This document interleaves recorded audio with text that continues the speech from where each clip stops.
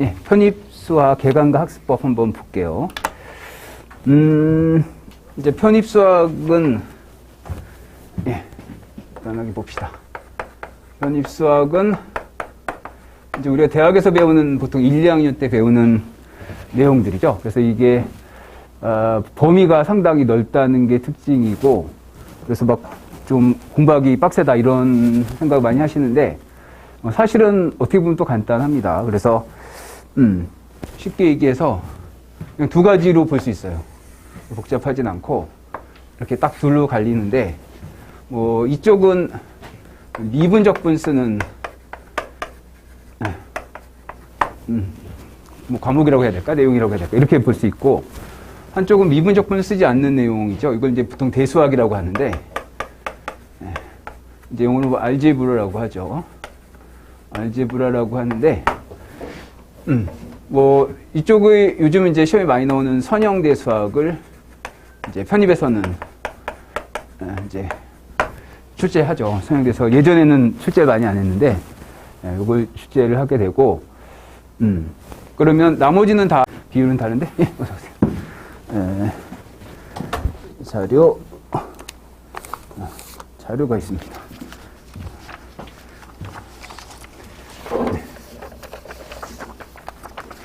자료 받아가세요. 자료. 볼게요. 그래서, 편입수학이 범위가 광대해 보이지만, 어떻게 보면 되게 심플합니다. 그래서, 이렇게 나뉘고, 이제 미분적분을 쓰는 것들이, 이제, 이렇게 갈리죠. 여기 갈리는데, 보통, 그냥 미적분학이라고 하면, 이제 요거는 이제 일변수 함수를 얘기하죠. 일변수. 고등학교 때 우리가 했던 게 이제 일변수 함수라고 보시면 돼요. 변수가 하나인 거, 독립변수가. 그리고 이게 확장돼서 고등학교 때 안 했던 이제 뭐 이변수 함수, 그래서 삼변수 함수를 다루게 되고, 그걸 간단히 얘기하면 편미분하고 이제 중적분이라고 하는 거죠. 편미분, 중적분.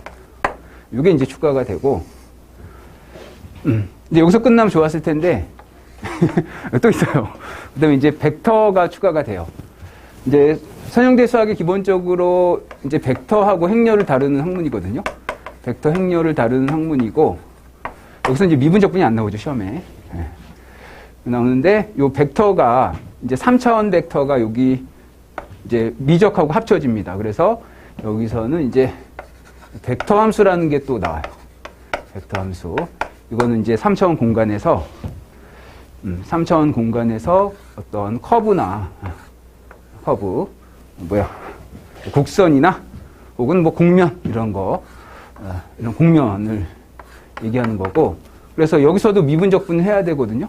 그래서, 여기서 이제 미분이 이제 의미를 가져요. 그래서 뭐, 접벡터 이런 여러 가지가 나오고 적분으로 봤을 때는 이제 곡선에서 적분한다 그래서 선적분, 곡면에서 적분한다 그래서 면적분. 이렇게 볼 수 있습니다. 사실 이게 다예요.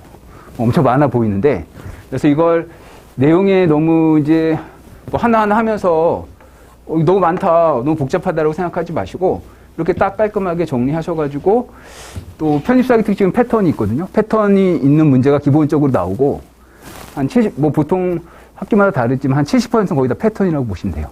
동일한 패턴이 나오고, 나머지 20, 30%가 요즘은 개념이 많이 나와요. 기존에 이제 왜 개념이 나오냐면, 편입이 오래됐거든요. 그래서 계속 문제 똑같이 내다 보니까, 출제자도 좀 곤란한 거죠. 왜 똑같은 문제 계속 낼 수는 없잖아. 근데 편입의 특징은 또, 우리 고등학교하고 다른 게, 응용 문제 되게 복잡하게 못 냅니다. 이 자체의 개념이 어렵기 때문에, 일단 이걸 이해하는 걸 목표로 내고, 두 번째로, 뭐 복잡한 개념 이런 거 문제에 출제하기 힘들어요. 1년에 나와봐야 뭐 한두 개 나오는 거고, 그래서 응용된다고 하면 거의 이제 개념 문제. 요즘의 트렌드예요.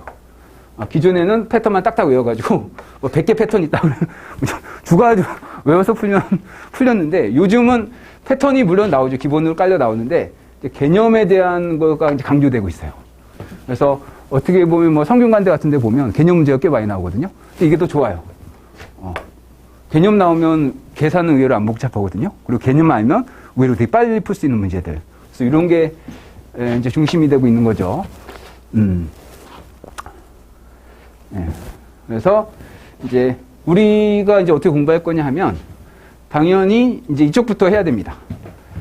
대수학의 특징은 미분적분이 안 나오니까 되게 별거 아닐 것 같은데 이제 쉽게 얘기해서 이 대수라는 건 그냥 산수를 얘기해. 산수 플러스 마이너스 곱하기 나누기로 다 풀리는 문제예요. 미적분도 필요가 없어. 초등학생도 할 수 있어. 더하기 빼기 곱하기 나누기만 할 수 있으면. 그런데 이거는 이제 개념이 좀 여러분이 고등학교에서는 거의 경험해보지 못할 정도로 약간 복잡하게 돼요. 막 추상적인 벡터 공간이라든지 어떤 개념과 논리가 복잡해집니다. 여기서는. 그래서 이것부터 하면 처음에 좀 쇼크를 받거든요. 그래서 우리의 전략은 뭐냐면 이쪽을 먼저 하면서 여기서도 단수 남기가 아니고 개념 이해, 논리를 계속 트레이닝을 한 후에 이쪽으로 이제 이행을 하고 그러면 이제 충분히 우리가 적응을 할 수 있는 거죠. 그래서 이렇게 크게 보시면 되고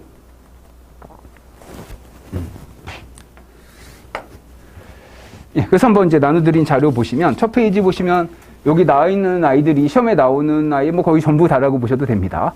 되게 많아 보이지만 사실 몇 개 없거든요. 그래서 이것들을 우리가 마스터하는 게 목표가 되는 거고 화살표 된 거 보면 이제 미분, 적분, 극한으로 이제 뭐 박스 5개 정도가 연결돼 있죠. 이제 이런 것들이 시험에 나오는 거다. 복잡해 보이지만 별거 없다. 그리고 선형대수학은 별도로 오른쪽 하단에 보면 있죠. 그래서 이런 것들을 우리가 공부하게 된다. 그래서 다음 페이지로 한번 가볼까요?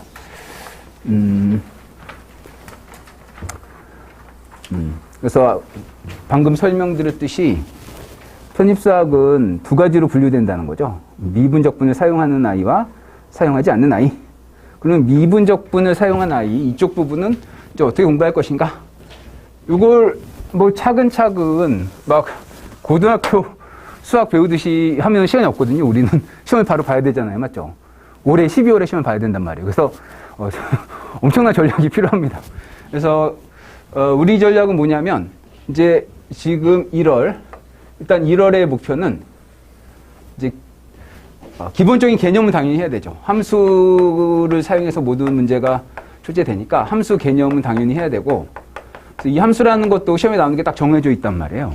그래서 우리가 오늘 배울 뭐 멱함수, 삼각함수, 지수로그 함수 그리고 이제 고등학교 때 안 배운 이제 쌍곡선 함수가 출제가 돼요. 하이퍼블릭 펑션이라고 하는데 그러니까 이것만 시험에 나온다는 거지. 그래서 이런 개념들을 1월에 기본적인 개념들, 함수값은 어떻게 구할 것이고 그래프는 어떻게 그릴 것이고 하는 것들을 배우게 되고 근데 더 이제 이건 당연히 해야 되는 거고 요거 약하신 분들은 이제 계속 트레이닝을 하셔야 됩니다. 우리 자료 같은 거 해서 나눠드릴 테니까 하고 그런데 1월의 메인 목표는 이제 요거죠, 요거. 요게 스킬이거든요, 스킬. 스킬이라는 건 쉽게 얘기하면 초등학교 때로 보면 9구단이에요, 9구단. 우리 9구단으로 다 풀잖아요. 모든 문제 초등학교 때. 9구단 못하면 못 풀잖아요. 똑같은 거지. 그래서 편입의 가장 기본은 미분적분 할 수 있으면 됩니다. 그래서 이번 달의 목표는 미분적분, 기본 미분적분 마스터. 특수한 형태 말고. 그래서 요거를 마스터하는 게 목표다. 요거는 9구단이라고 보셔도 돼요. 이거는 물론 이제 원리도 할 거지만 이건 테크닉입니다. 테크닉. 테크닉이어서 배우고 반복하면 누구나 다 할 수 있는 거예요. 그래서 이번 달의 목표는 미분적분을 이제 거의 마스터하는 게 목표다. 기본적인 테크닉. 특이한 거 빼고 특이한 거는 따로 기출 패턴에서 보시면 되고. 그래서 요거를 우리가 할 거고 이제 올해 제가 좀 바뀐 거는 이제 교재에 나와 있는 미분적분도 하고 이제 이거를 하면 편미분 중적분도 그냥 할 수 있거든요. 편미분 중적분이 다른 게 아니고 미분하면 그냥 똑같거든요. 중적분도 똑같아요. 그래서 중적분이라고 썼지만 사실은 이제 반복적분이죠. 중적분의 개념은 나중에 배울 거고 반복적분 즉 이 적분이 이제 문제가 여기서 시작되지만 고등학교 때 했던 건 일변수. 그 다음에 이제 중적분은 이제 반복적분, 이중적분을 풀게 되고 그리고 선적분은 사실은 알고 보면 그냥 일변수 적분이에요. 면적분은 알고 보면 그냥 이변수 적분입니다. 그래서 우리가 적분만 마스터하게 되면 이쪽에 나오는 모든 테크닉을 사실 다 마스터한 거예요.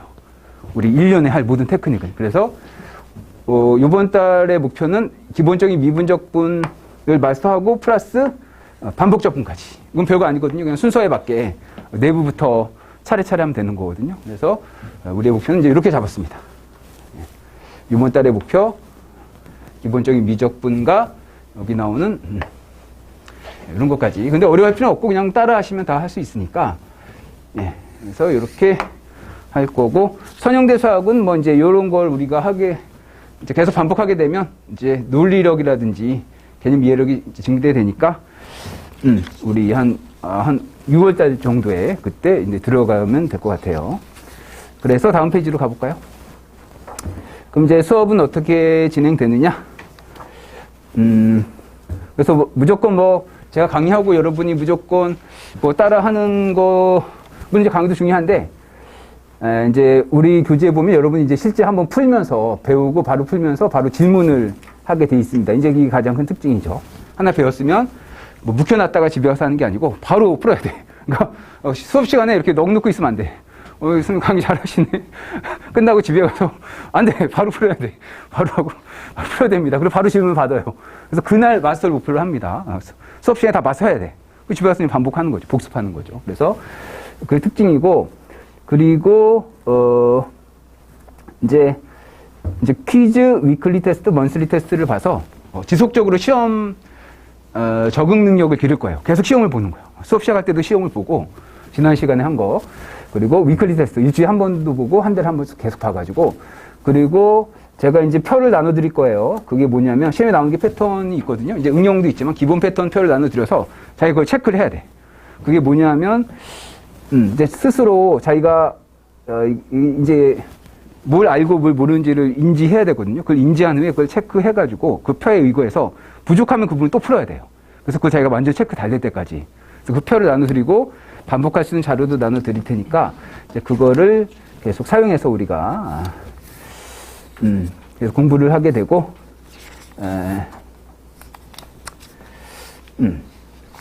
그래서 또 다음 페이지로 가시면, 그래서 제일 중요한 거는 저는 이제 즐겁게 공부하는 게 중요하다고 보거든요. 그래서 무조건 빡세게 이런 것도 중요한데 즐겁게 하면서 빡세게 하더라도, 그래서 이제 개념의 이해부터 다 이해를 시켜드릴 거예요. 암기가 아니고 다 이해를 시켜드릴 거예요. 왜냐하면 요즘 추세가 이해 못하면 못 푸는 게 나오거든요. 예전에는 어떤 문제면 공식 있어. 행렬식 해서 무조건 이걸 0 풀면 되는데 지금은 그게 아니야. 이 개념은 무엇인가라고 나오거든요. 다음 중 옳은 것은.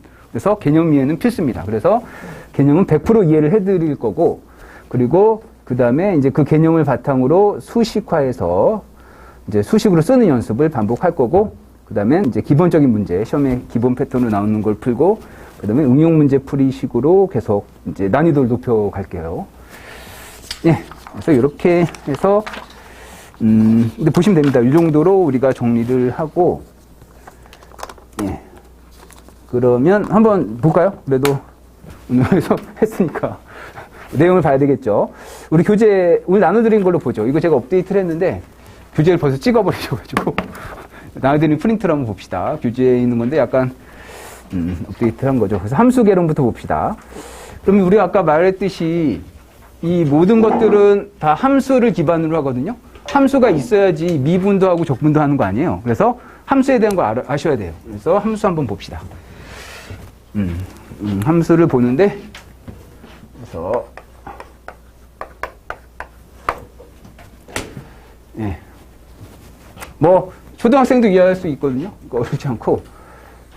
뒤에 아무리 복잡해 보여도 다 함수는 이거를 벗어나지 못하죠. 우리 초등학교 때 배웠던 그림으로 보면 되죠. 이렇게 x, y. 두 집합이 있다. 그래서 여기 집합에 아무나 써도 되죠. 1, 2, 3. 숫자가 있다. 이렇게. 그랬을 때 이렇게 x라는 집합에 있는 원소를 y라는 집합에 있는 원소에다가 대응시켜주는 대응 규칙을 함수라고 합니다. 그래서 이 함수도 이름이 필요하죠. 그래서 여기 보통 많이 쓰는 게 보통 f라고 쓰죠. 그럼 이 f가 이제 함수의 이름이에요. 여기가 함수의 이름이죠. 이름. 이름이다. 다 이름이 있거든요. 우리도 다 이름이 있고 공부하려면 이름이 필요하거든요. 용어가 필요해요. 그래서 여기는 수학 공부의 가장 기본은 이름을 아는 거예요. 이름 안에 이제 개념이 들어있으니까. 그러면 이 앞에서 출발해서 뒤로 간다. 앞에 있는 집합도 이름이 필요하거든요. 이거 뭐라고 할까요? 정의역이라고 합니다. 그래서 이름을 기억해 두셔야 돼요. 나중에 선형대수 이런 문제에서도 정의역이 어디다 이런 개념은 이제 계속 나오게 되죠. 그래서 이 아이를 출발하는 집합을 정의역이라고 한다. 영어로도 알아두면 좋죠. 도메인. 그리고 출발하는 아이들이 여기 땅 세 개만 찍히잖아요. 물론 이 전체 집합은 공역이라고 합니다. 전체는 공역이라고 하는데 뭐 코어 도메인이라고 하죠. 중요하지 않아. 전체는 중요하지 않아. 찍히는 아이만 중요해요. 여기 1, 2, 3 여기 땅 찍혔죠. 이 집합만 중요합니다. 이 집합이 뭐냐? 여기가 이제 치역이죠. 치역 꼭 알아두셔야 돼요. 치역은 진짜 중요하죠. 영어는 뭐예요? 레인지라고 하죠. 레인지. F의 치역 혹은 레인지 오브 F라고 한다. 수학의 시작은 이름을 아는 것이다. 문제 100개 푸는 것도 중요하지만 이름 안에 개념이 다 들어있죠. 나중 가면 이제 선대에서 뭐 선형변환이라고 배우거든요. 나오고 이 함수의 치역은 뭐 몇 차원인가 뭐 이런 게 나오거든요. 이 선형변환은 뭐 1대1인가 이런 것들 많이 나오거든요. 그때 다 이 개념이 쓰이게 됩니다. 그래서 뭐 서성한에 기본적으로 많이 나오는 문제죠. 선형변환 문제. 다 이런 거에서 출발하는 거예요. 첫 시간이지만 사실은 중요한 것들은 다 여기 담고 있죠. 그런데 이제 이렇게 계속 말로 쓰면 귀찮으니까 우리가 기호를 만든 거예요. 그래서 원소마다 다른데 거의 공통적인 거를 제가 채용해서 앞으로 저희는 이렇게 씁시다. F의 정의역을 말로 하면 너무 귀찮잖아요. 수학인데. 이렇게 쓰면 얼마나 길어요. 그래서 앞으로 뭐라고 부른다. 기호 이렇게 씁시다. 도메인 오브 F. 도메인 오브 F. 이렇게 쓸 거예요. 앞으로 도메인 오브 F. 교재의 욕을 보시면 이것은 F의 정의역이다. 이렇게 아시면 되죠. 별게 아니죠. 출발한다 여기서. 그리고 F의 치역은 레인지 오브 F라고 씁시다. 여기도 렌까지만 쓰면 이상하니까 이런 거에 다 씁시다. 이렇게 씁시다. 그리고 요거를 레인지라고도 부르고 이미지라고도 불러요. 그래서 어떤 학교에서는 이게 이미지 이렇게. 그래서 이건 나중에 우린 요걸 위주로 쓰고 선대 문제 보면 이제 이미지라고 쓰는 학교가 있습니다. 그래서 이미지 F의 차원은 몇 차원인가? 뭐 이렇게 쓸 때 이미지라고도 한다. 이렇게 됐고, 그 다음에는 뭐예요? 여기 있는 아이들이 1, 2, 3 이렇게 될 수 있는 거죠. 그런데 이런 걸 계속 숫자로 나타내기 불편하니까 여기 있는 아이를 대표적으로 1, 2, 3 같은 아이를 하나의 문자로 나타내고 싶어. 그래서 소문자를 많이 쓰죠. X 이렇게 쓰는 거죠. X의 의미는 뭐예요? 1도 될 수 있고, 2도 될 수 있고, 3도 될 수 있다. 그래서 이 X라는 건 이제 독립변수라고 꼭 기억해 두셔야 되죠. 이 X는 뭐다? 독립변수다. 이 함수의 독립변수는 무엇인가? X다. 라는 거죠. 문자는 자기 주기 나름이에요. 뭐 G라고 줘도 되고, 근데 보통 X, Y를 많이 쓰니까. 그리고, 그렇죠. 여기 있는 아이도 뭐 숫자로 계속 쓰기 뭐하니까, 문자로 쓰고 싶어. 나 Y라고 쓸래요. 이쪽. 자기 맘인데. 그래서 이 Y는 이제 종속변수라고 부른다는 거죠. 이게 되게 중요하죠. 뭐 2변수, 3변수, 백변수 다 기본은 이거기 때문에 종속변수라고 부른다. 영어로는 independent variable. 영어도 알아두면 좋죠. 어차피 대학 가면 다 영어였으니까 이거는 dependent variable. 네, 그렇죠. 근데 왜 독립이라고 부르냐면, 독립은, 그러니까 내가 이제 2에 관심이 있어. 그럼 난 X를 2로 잡을래요. 이렇게. 독립적으로 잡을 수 있다는 거죠. 잡고 싶은 대로. 3 잡고 싶으면 3 잡고. 그래서 이거는 독립적으로 내가 잡을 수 있어요. 나 X 2를 잡을래. 2 잡아. 근데 X를 2로 잡잖아요? 그럼 그때 Y 값은 4로 결정이 된다는 거죠. X를 2로 잡는 건 내가 독립적으로 내 마음대로 할 수 있는데, 이렇게 잡아버리면 Y 값은 4로 가버리잖아요. 얘는 이제 우리가 어떻게 바꿀 수가 없어요. 이건 독립적으로 할 수 있는데, 이거는 그냥 자연히 따라오죠. 종속돼 있다는 거죠. 이 선택에 종속돼 있어요. 무조건 따라온다는 거죠. 그런 의미에서 독립변수, 종속변수라고 한다. 그리고 함수도 이렇게 길게 쓰면 귀찮잖아요. 그래서 함수를 보통 쓸 때 이렇게 씁니다. 이름 딱 써주고 땡땡. 그 다음에 앞에 X를 쓰는 거예요. 그리고 화살표 좀 길게 쓰고 Y를 쓰는 거예요. 이렇게. 이게 표준 기호예요. 세계적으로. 그래서 이걸 이렇게 내는 학교도 있죠. 선형변환 뭐 이렇게 할 때 뭐 RN승에서 RM승이라고 할 때. 그래서 이것이 함수를 나타내는 기본 기호다. 이렇게 써 있으면 이게 함수의 이름. 이 아이가 도메인 오브 F라는 거죠. 정의역. 이거는 공역이 되고 이렇게 쓰게 되고, 그 그리고 이제 독립변수, 종속변수가 있으니까 이런 게 규칙성이 있다면 이렇게 쓰면 된다는 거죠. y 값은 x의 제곱이다, 이렇게. x가 1이면 1 제곱하면 1, 2 제곱하면 4, 3 제곱하면 9. 그래서 이게 무슨 말입니까? 이거 초등학생도 다 아는 거 아닌가 할 수 있는데 사실 의미는 깊어요. 이거 뭐예요? x에는 내가 마음대로 독립변수니까 숫자 잡을 수 있다. x가 1 잡으면 y는 1, 2 잡으면 3, 3 잡으면 9. 이렇게. 그래서 이런 기호를 쓰기도 한다. 물론 fx 두 가지 기호가 있죠. 이렇게 쓰기도 하죠. 두 가지 기호 같은 기호다. 예. 이것은 이제 함수 값을 fx라고 하는 거죠. 예, 이게 이제 함수의 가장 기본이고, 특히 레인지는 시험에 나오죠, 당연히. 그래서 이런 개념은 정확하게 알아두시면 되고, 그래프까지 해버리죠. 그래프. 이제 그래프도 우리가 그냥 그림을 그린다고 생각하는데 정확한 개념을 알아야 되거든요. 그래서 그래프도 이렇게 씁시다. 그래프 오브 f라고 씁시다. 우리는 수업 시간에 이렇게 쓰죠. 그래프 오브 f, 기호를. 그럼 이것은 f의 그래프이다. 그래프는 그림인데 이거 왜 이렇게 씁니까? 라고 할 수 있는데 그래프는 원래 그림이 아니에요. 원래 이런 집합입니다. 집합. x가 여기서는 도메인 f인데 여기 x가 도메인 f니까. 이것은 이렇게 써도 상관없겠죠. 여기서부터 갑자기 어려워지기 시작하는데 이렇게 할 수 있는데 일단 첫째로 아셔야 될 게 이건 뭡니까 도대체? 아니 여기다 콤마 찍고 이렇게 이건 이제 순서쌍이라고 하죠. 이것을 순서쌍, 오더드 페어라고 하거든요, 영어로. 순서쌍. 그러니까 숫자 하나만 있으면 이거는 실수인 거죠. 이건 리얼 넘버, 실수. 숫자가 하나 있으면 실수. 숫자 두 개 묶거나 이렇게. 그리고 가로로 쳐. 이런 건 이제 순서쌍이라고 합니다. 순서를 지어서 쌍을 이제 잡아놓은 거죠. 그래서, 이제 정확히 얘기하면, 요건 이제 차근차근 할 건데, 그래도 미리 한번 얘기해보면, 이제 요게 리얼 넘버를 나타내는 기호죠. 이거 실수 전체의 집합이죠. 리얼 넘버. 그래서 R이 실수 전체의 집합. 전체의 집합. 이게 리얼 넘버의 약자죠. 리얼 넘버. 리얼 넘버. 이게 없어가지고. 그랬을 때, 물론 이제 자연수도 있죠. 자연수 여러분 아시겠지만, N. 이것은 자연수 전체의 집합. 내추럴 넘버의 약자죠. 내추럴 넘버. 그리고 뭐, Q라고 하면, 요거는 이제 유리수 전체의 집합. 이런 기호는 기본적으로 하셔야 되고, 우리 교재에 다 나와 있습니다.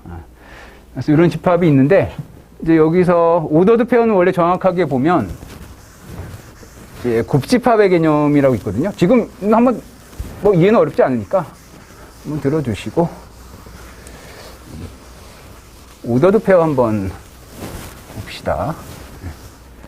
그럼 이제 이런 기호가 있어요. 실수라는 집합에다가, 실수를 곱하는 거예요, 이렇게.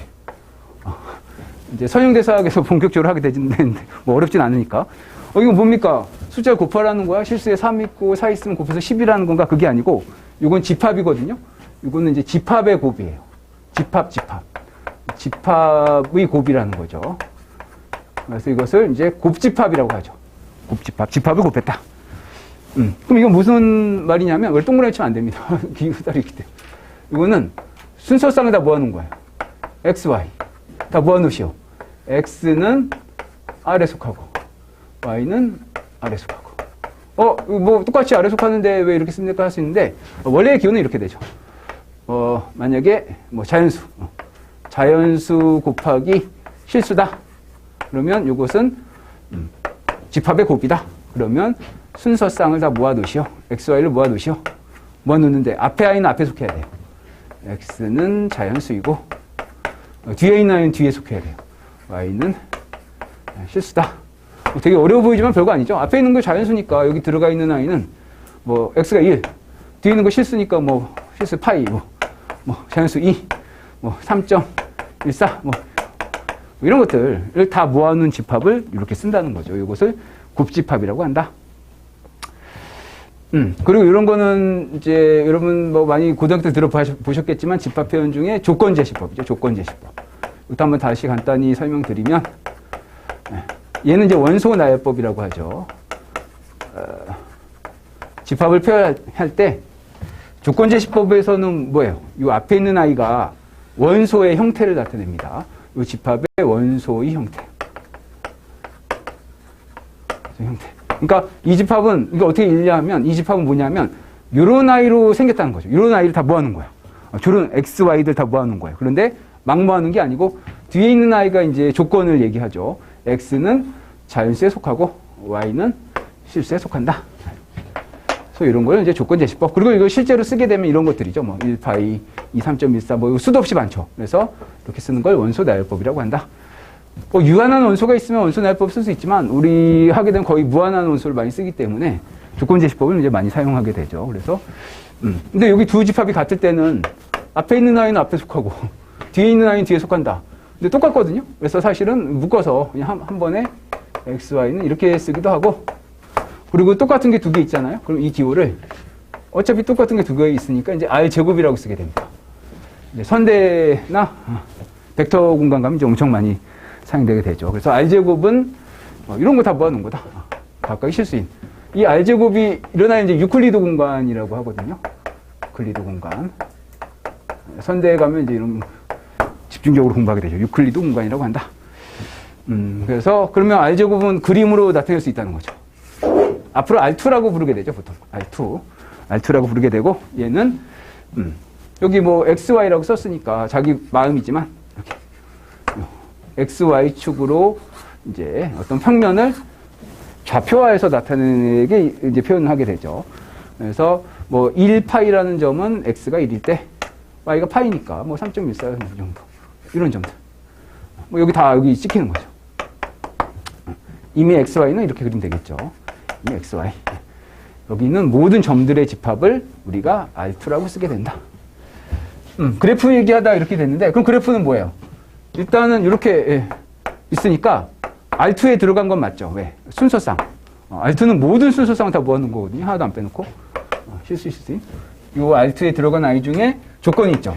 앞에 게 X고 뒤에 게 FX라고 했으니까, 한번 여기 써볼까요? 그래프 오브 F는, 우리가 이제 편입에서 달라진 점이라고 하면 뭐 여러 가지가 있겠지만 가장 기본이 이런 거 연습하는 거예요. 왜냐면 이제 고등학교 때 그래프 X제곱 이렇게 그림 되지 이런 걸 왜 하냐고 할 수 있는데 대학교 와서 크게 달라진 점은 개념과 용어에 대한 정확한 이해가 있어야 되고 이걸 바탕으로 우리가 이제 문제를 풀 수 있기 때문에 이런 걸 처음에 좀 집중적으로 연습을 해주시면 되겠죠. 그래서 이것은 X, fx다. 이렇게 된다는 거죠. x는 정역에 속한다. 이게 뭐 어려워 보이는데요? 라고 할 수 있는데, 아까 우리 했던 이 예로 보면 쉽죠? 써볼까요? 이건 조건 제시법. 원소 나열법 써봅시다. x에 속해야 되는데, 이게 x니까. x 1, 2, 3이 될 수 있네. 1부터 써보면 되죠. 1. x가 1이면 여기는 f1. 이렇게. 다 써야 되죠. 2면 f2. 그래서 어려운 게 아니고, 그냥 독립변수와 종속변수 값을 모아놓은 거다. 이렇게 보시면 되겠죠. 이것이 조건제시법, 원소 나열법. 그래서 그래프를 집합으로 나타내시오라고 하면 여러분이 이렇게 쓰실 수 있으면 되겠죠. 제가 다음 퀴즈에 이 그래프를 집합으로 쓰시오. 뭐 원소 나열법으로 쓰시오 그러면 여러분이 이렇게 쓰면 되는 거 아니에요. 그래서 그림으로 그릴 수도 있죠. 여기 F1이 1이니까 이건 실제로 얘가 1이죠. 얘는 4고 얘는 9인 거 아니에요. 그러면 1, 1. 그럼 이제 이걸 실제로 좌표 평면에 나타낸 걸 그래프라고 부르기도 하는 거죠. 1,1. 1,1 여기 있구나. 1,1. 2,4. 2,4 여기 있구나. 3일 때 9. 뭐 위에 있겠죠. 그러면 이 아이의 그래프는 점 3개인 거예요. 그래프는 쭉 이어져 있어요. 여기 이으시는 분들이 있어요. 이렇게. 그게 아니고 그래프라는 건 무조건 있는 게 아니고 그래프의 정의를 만족하는 점을 정확하게 나타낸 것을 이제 그래프라고 한다. 그래서 다음 시간에 제가 퀴즈 같은 거에 다음 함수에 그래프를 집합으로 표현하고 좌표 평면에 나타내시오라고 하면 뭐 좀 이렇게 더 있으면 더 찍어주면 되겠죠. 그래서 이것이 뭐 여기까지가 이제 가장 기본적인 함수의 개념이죠. 요 2페이지에 모든 게 사실 다 들어있죠. 그래서 다음 페이지 보시면 뭐 구체적인 설명이 막 나와 있는데 제가 지금 다 했던 것들이죠. 그래서 한번 쭉 읽어보시면 되고, 그 다음에 이제 내추럴 도메인 한번 보죠. 정의역을 얘기하는데 지우개가 들어가줘야겠다.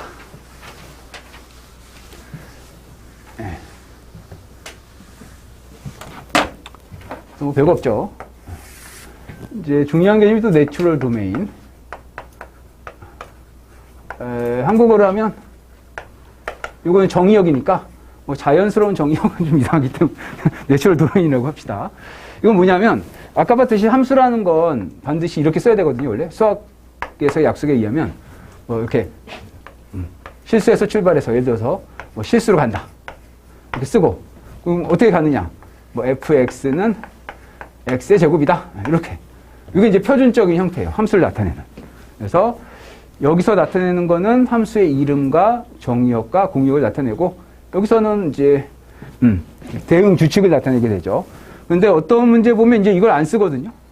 이걸 안 쓰고 뜬금없이 이렇게 쓰는 거야. fx는 x제곱이다. 그럼 뭐 정의역은 안 알려주고 그냥 이렇게 쓰면 어떻게 하느냐고 할 수 있는데 이럴 때 정의역을 우리가 이제 암묵적으로 약속을 한다는 거죠. 정의역이 이렇게 표시 안 돼 있으면 이렇게 표시되어 있거나 도메인 오브 f는 뭐라고 알려주면 도메인 오브 f는 뭐 0부터 무한대까지예요. 이렇게 알려주면 이걸 받아들이면 되는 거고 0부터 무한대 요 첫날을 삭혀놨네. 무슨 의미예요? 이건 이제 구간을 나타내죠. 0. 무한대는 실제로 저음은 아니지만 이 끝에다 그리시면 돼요. 이렇게. 끝없이 커지는 게 무한대인 거고 그러면 0부터 무한대라는 건 여기 각가로가 들어가면 요 점을 포함하는 거예요. 포함하고 무한대까지의 이제 끝이 안 나죠. 이걸 얘기합니다. 즉 0보다 크거나 같은 모든 실수를 이렇게 쓴다는 거죠. 요거를 둥근 가로로 쓰게 되면 요 원점은 포함이 안 되는 거죠. 원점은 포함이 안 되고 무한대까지 여기 0보다 이제 스트릭트하게 큰 집합을 이제 이렇게 쓰게 된다. 무한대에는 각가로를 쓰시면 안 돼요. 이런 기호는 틀린 기호죠. 이렇게 쓰시면 안 돼요. 왜? 이거는 포함한다는 건데 무한대 숫자가 아니니까 포함이 될 수가 없습니다. 그래서 이런 기호를 쓰게 된다. 물론 뭐 반대도 있겠죠. 마이너스 무한대에서 5까지 이런 기호 썼으면 여기 마이너스 무한대가 실제로 어떤 숫자는 아니지만 5까지 요 사이의 숫자를 얘기하는 거죠. 그리고 이제 포함이 안 되면 되겠죠. 그래서 뭐다? 그럼 정의역은 어떻게 합니까? 이렇게 문제 내고 이제 우리 이제 첫 문제라고 할 수 있죠. 내추럴 도메인 구하기. 정의역은 어떻게 구합니까? 이 함수 값이 실수가 되게 하는 x가 써볼까요? 집합으로. x를 다 모아놓으세요. 하나도 안 빼놓고. 함수 값이 이제 이런 거 연습하는 거예요. 뭐가 되는? 실수가 되는.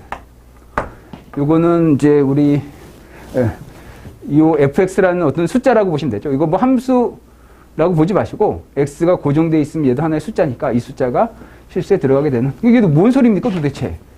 fx가 x제곱이니까 숫자를 보시면 되죠. 그럼 뭐예요? x가 3이었어. 그럼 3이면 x가 3이었어요.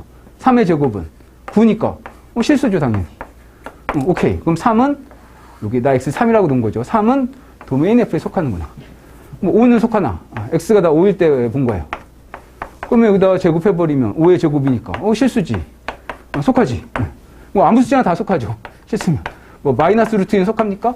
속하죠. 제곱하게 되면 어차피 2니까 이거 다 실수 아니에요. 그래서 뭐예요? 이제 이런 게 좀 익숙하지 않은 분들은 숫자로 연습하는 거야. 계속. 또 중요한 게 수학은 이제 산수로부터 오는 거거든요. 이제 이게 이제 수학을 힘들어 하시는 분의 가장 큰 특징인데 여기 이제 강을 못 건너서 힘들어 하시는 거예요.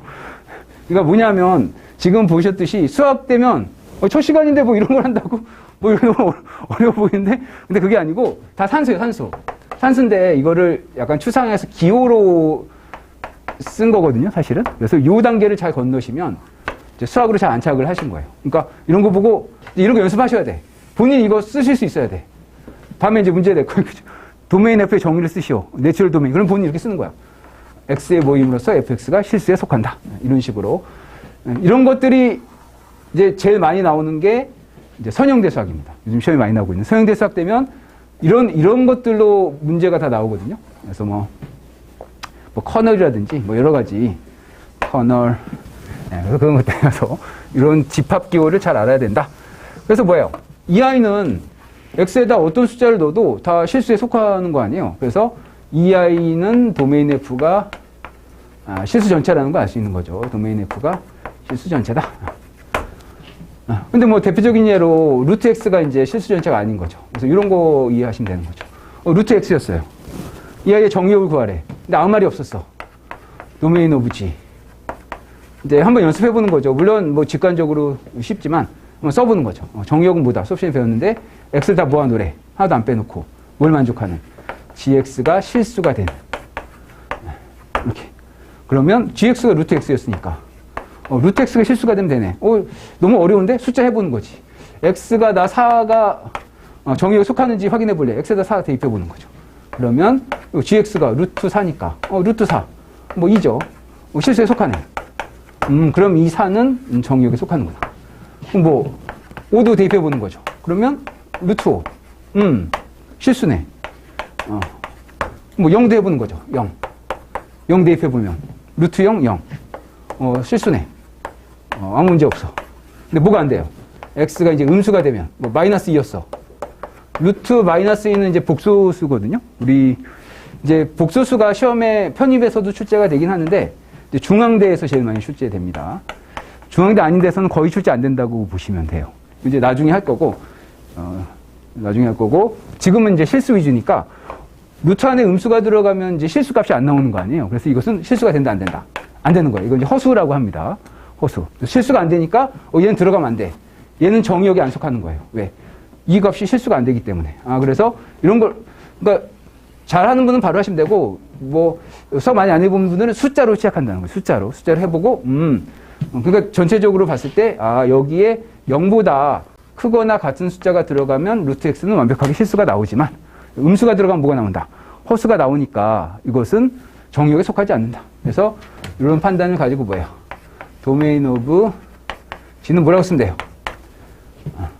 이제 0보다 크거나 같은 모든 실수인데 이렇게 쓰면 편하거든요. 0부터 무한대까지. 이렇게 0은 포함하고 무한대까지.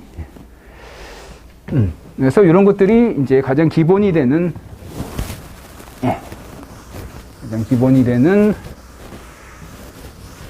이제 함수의 개념들이죠. 그래서 또 하나는 뭐예요? 또 하나는 분수함수. 솔직히 얘기해서 뭐 편입에서는 루트 아닌 분수예요. 이게 나오는 건. 근데 지금 이제 논리 연습도 하는 거죠. 뭐 x분의 1 이런 거죠. x분의 1. 여기 정의역을 구하시오. 정의역은 이 x에다 대입했을 때 실수가 나오는 거. 우리 이제 많이 했으니까 바로 해볼까요? 그럼 x에다가 어떤 수를 대입해도 3 대입했어. 3분의 1. 실수야. 근데 분모는 뭐가 되면 안 된다? 0이 되면 안 되잖아요. 그래서 0을 대입하면 실수가 안 나와. 그래서 도메인 F는 모든 실수는 다 되는데 그 중에서 0은 빼야 된다. 요건 이제 차집합 기호죠. 요 집합 실수 전체에서 원점 빵 빼줘야 된다. 나머지는 다 대입해도 실수가 된다. 그래서 뭐예요? 사실 편입에서는 이 두 가지만 알면 되는 거죠. 정의역을 얘기할 때 루트하는 0보다 뭐야 된다? 크거나 같아야 된다. 루트하는 음수가 되면 안 된다. 두 번째로 분수에서 분모는 뭐가 되면 안 된다? 0이 되면 안 된다. 되게 간단하지만 뭐 이게 다라고 볼 수 있죠. 우리 편입 준비하는 데 있어서는 이제 이렇게 했으면 이걸 가지고 4페이지로 가볼까요? 그럼 이제 이렇게 수학이라는 게 우리 1년 내내 할 거지만 사실은 다 오늘 하는 거에 이제 거의 복잡판입니다. 이게 뭐냐면 이런 거죠. 기본 공식, 뭐 공식이라고 해야 될까? 얘는 뭐 공식도 아니지만 이렇게 루트에서 이렇게 있어. 그러면 정의역은 x는 0보다 무조건 커야 된대. 이거 이제 알고 있는 거 아니에요? 그럼 이제 문제가 변형되는 거죠. 뭐가 변형돼요? 다른 함수.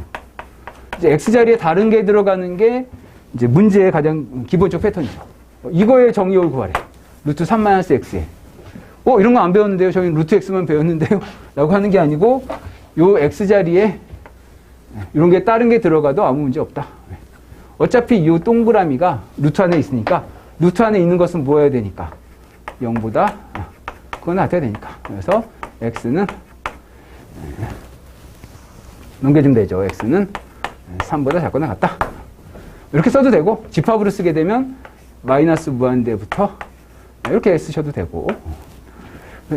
이제 이게 되게 쉬워 보이죠, 여러분? 오늘 배운 첫째 식이라고 해야 될까? 첫째 공식이라 해야 될까? 루트하는 0보다 크거나 같아야 돼. 음수 들어가면 안 돼. 근데 문제가 이렇게 바뀌어 나와. x 자리에 다른 게 나와. 근데 편입은 다 이거예요.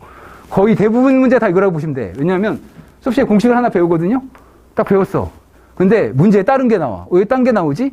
그럼 뭐예요? 딴 게 나왔지만, 요 공식이 요 자리에 다른 게 들어가 있네. 그럼 요걸 대신 쓰면 되네가 사실은 편입, 반 이상이라고 해도 과언이 아닙니다. 그래서 어떤 공식을 이해하고 그것을 변형하는 가장 기본적인 패턴이 얘인 거죠. 여러 가지로 변형할 수 있죠. 밑에 보시면, 이렇게 써볼까요? hx는 이제 여기서부터 출발하는 거죠. 이걸 이제 연습해 보시면 됩니다. 하셔가지고, 다음 이제 퀴즈 같은 거 할 때, 제가 리스트를 만들어가지고, 철저하게 하셔가지고, 이제, 빠져나갈 수 없게.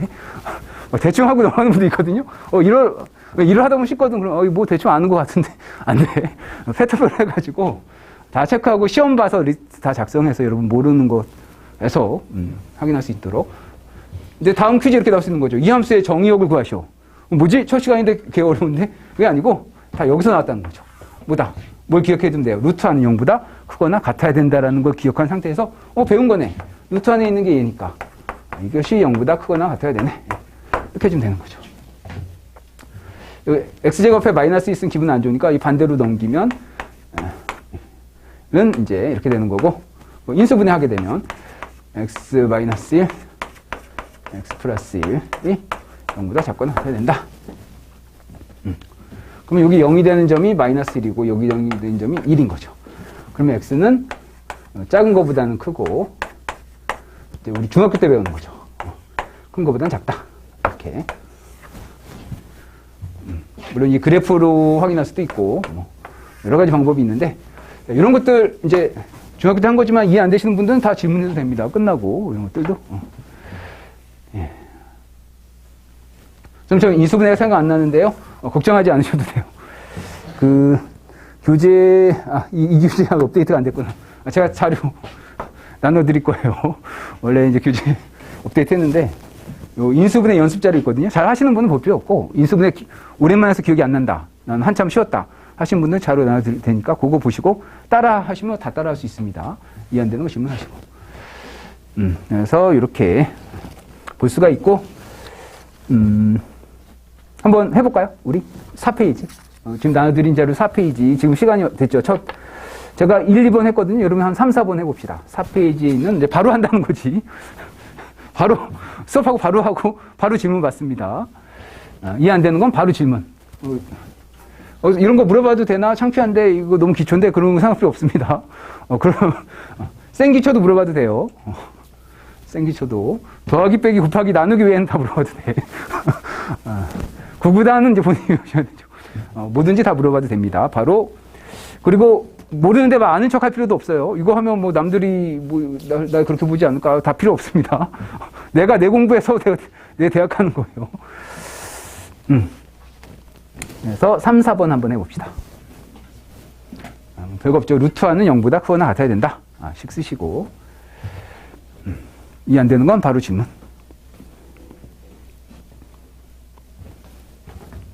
여기까지 우리가 하고 쉬었다 하면 되겠네요.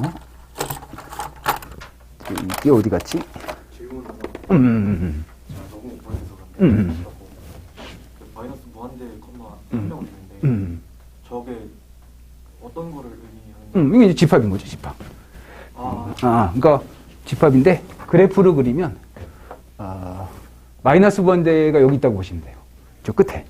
여기 뭐 0이 있겠죠, 맞죠? 실수를 봤을 때 무한대 이쪽 끝에 있다고 보시면 돼요. 실제 있는 건 아닌데 그러면 요거는 구간이라고 하는데 여기서부터 여기까지라는 뜻이에요. 그러니까 여기서부터 3까지야. 그리고 3이 요쯤 있을 거 아니에요, 맞죠? 그럼 여기서부터 여기까지 모든 숫자를 얘기하는 거예요. 여기 있는 숫자들 전부 다. 끝에 각가로가 있잖아요. 그러면 3을 포함하는 거야. 색칠을 해줘야 돼. 집합으로 이제 부등식으로 쓰면 이런 거죠. x 여기 있는 i를 x라고 하면 x는 3보다 작거나 같은 모든 x를 얘기하는 거예요. 집합으로 쓰면 이렇게 되죠. x들의 모임으로서 x는 3보다 작거나 같다. 3보다 작거나 같은 실수 무수히 많잖아요. 그 전체 집합이야. 하나도 안 빼놓은 거죠. 이런 기본적인 교도 다 질문하세요. 뒤에 보면 사실 있는데 지금 막 하면서 끼긴 했는데 부담 없이 다 질문. 요 답지가 복사가 지금 안 된 것 같은데, 제가 밑에 얘기해 놓을 테니까 할 때 답지 해서 확인해 보시면 될 것 같아요. 그러니까 뭐 같이 하고 이제 쉬었다 해볼까요? 뭐 3번 같은 경우는 뭐예요? 루트 이거의 정의역 구하래요. x제곱 마이너스 x. 정의역 구하래요. 오늘 배운 거 나왔다. 정의역에서 내추럴 도메인은 루트 한 0보다 크거나 같아야 된다. 그러면 이거 풀라는 거죠. x는 0보다 크거나 같다. 이렇게. 그러면 인수분해 해야 되는 거죠. x. 인수분해 우리 자료 나눠드릴 거니까 기억 안 나시는 분들은 한번 이거만 보시면 되죠. 그럼 여기 0 되는 점이 x는 0, 여기 0 되는 점이 x는 1이니까 우리 그림으로 보면 이제 중학교 때 배웠던 거죠. 0, 1 있을 때 크거나 같을 때는 큰 거보다는 크고 작은 거보다는 작다. 그래서 답은 이쪽과 이쪽이 되는 거죠. 부등식으로 써도 되고 x는 0보다 작거나 같거나 or x는 1보다 크거나 같다. 써도 되고 구간으로 써도 되죠. 이쪽 구간은 여기 마이너스 무한대가 있고 여기 무한대가 있는 거니까 마이너스 무한대부터 0까지 이렇게 쓸 수 있죠. 마이너스 무한대부터 0까지 이쪽은 1부터 무한대까지 끝점을 포함하게 되면 1부터 무한대까지 이거 여기 있어도 되고 여기 있어도 되거든요. 그러면 합집합이에요. 이렇게 쓰셔도 된다는 거죠. 그리고 4번 같은 경우는 뭐예요? 여기 두 개가 나오는 건 문제 없었는데요. 이제 시험자가 다 이렇다는 거죠. 공식에서 하나 배웠는데 문제 보면 두 개 나오고 그래서 이런 것들이 다 같은 얘기다. 루트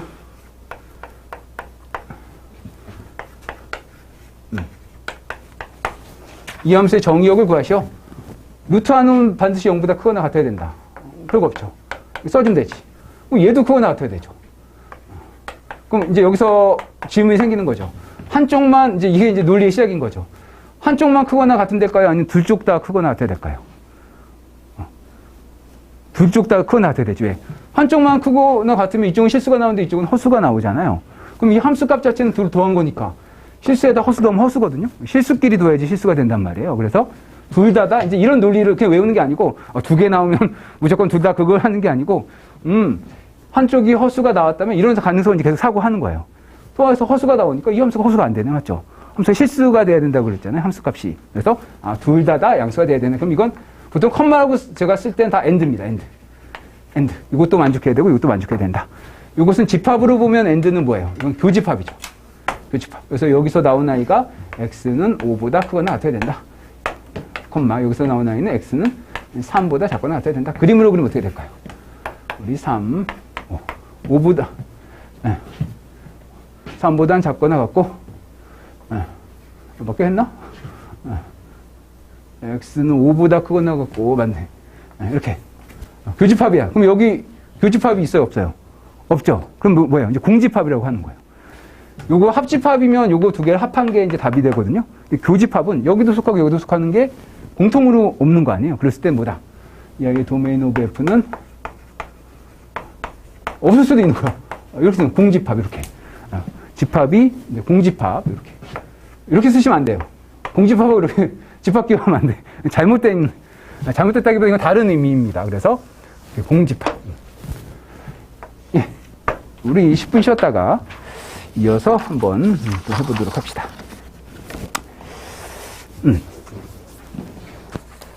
오케이. 질문 하세요.